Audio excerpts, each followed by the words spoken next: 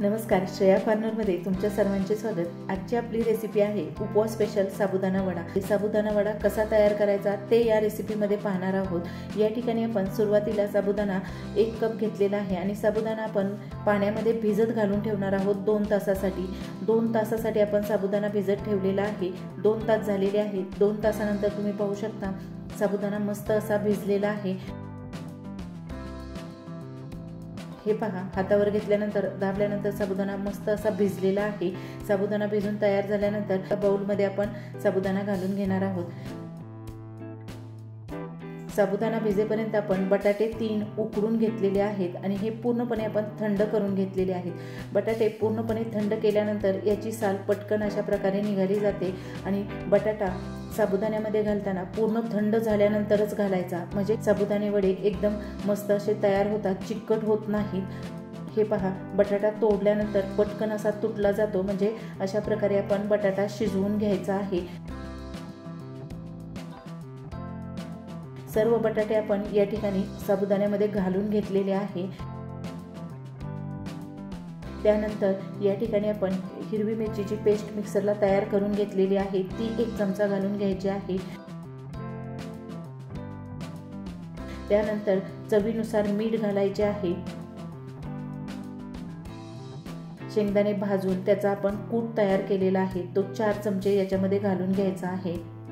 कूट घालून झाल्यानंतर हे सर्व आपण हाताने अशा प्रकारे मिक्स करून घेणार आहोत। यामध्ये आपण जिरे आणि कोथिंबीर वापरलेली नाही। अनेक ठिकाणी जिरे आणि कोथिंबीर उपवासाला चालत नाही, त्यामुळे अशा प्रकारे आपण एकदम साध्या पद्धतीने हा साबुदाणा वडा करणार आहोत।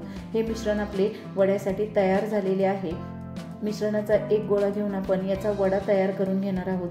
हे पहा, हातावर हलक्या हाताने अशा प्रकारे आपण दाबून घेणार आहोत। अशा प्रकारे आपण वडा तयार करून घेतलेला आहे। किती साईजमध्ये लहान मोठा वडा करायचा आहे त्याप्रमाणे तुम्ही मिश्रण घेऊन त्याचा वडा तयार करू शकता। या ठिकाणी आपण अशा प्रकारे सर्व वडे तयार करून घेणार आहोत।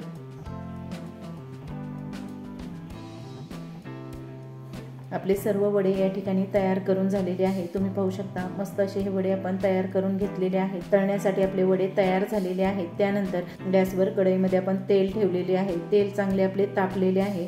तेल चांगले तापल्यानंतर त्यामध्ये आपण एक एक करून वडा सोडून घेणार आहोत। या ठिकाणी आपण हे वडे मीडियम गॅसवर चांगले तळून घ्यायचे आहेत। गॅसची फ्लेम ही मीडियम ठेवायची। मीडियम गॅसवर वडे तळल्यामुळे आतपर्यंत मस्त असे तळले जातात। वडे एकदम कुरकुरीत आणि क्रिस्पी असे तयार होतात।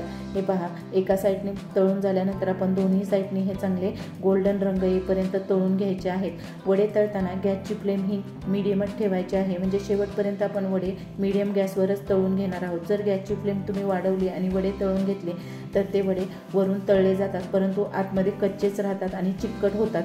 त्यासाठी मीडियम गॅसवरच हे सर्व वडे आपण तळून घेणार आहोत। वड्यांना एकदम गोल्डन रंग येईपर्यंत आपण हे तळून घेतलेले आहे। तुम्ही पाहू शकता आपले वडे तळून तयार झालेले आहे।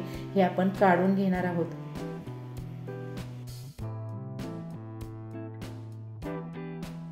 तुम्ही पाहू शकता वड्याची साईज देखील फुललेली आहे आणि मस्त असा फुलून आपला वडा या ठिकाणी तयार झालेला आहे। एकदम मस्त असे हे वडे तयार झालेले आहेत। आपण हे एका प्लेटमध्ये काढून घेणार आहोत।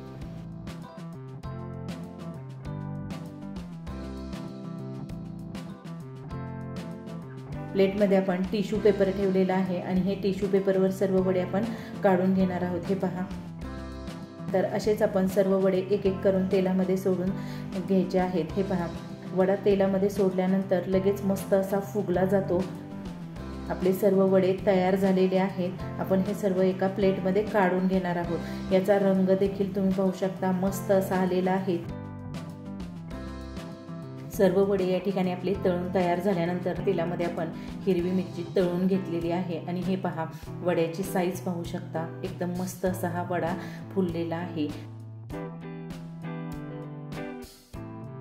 तोडल्यानंतर वडा वरून कुरकुरीत आणि क्रिस्पी आहे आणि आतमध्ये एकदम मऊ असा हा वडा तयार झालेला आहे। हे पहा, मस्त असे हे वडे आपले उपवासासाठी तयार झालेले आहे। या वड्यांबरोबर आज आपण हिरवी मिरची तळलेली आहे, त्याचबरोबर गोड दही तयार केलेले आहे। गोड दही आणि वडे खायलाही एकदम टेस्टी असे लागतात। उपवासाचे साबुदाणे वडे ही रेसिपी तयार झालेली आहे। तुम्हाला जर आजची रेसिपी आवडली असेल तर व्हिडिओला लाईक करा, शेअर करा। अशाच नवनवीन रेसिपी पाहण्यासाठी श्रेया कॉर्नरला सबस्क्राईब करायला विसरू नका। धन्यवाद।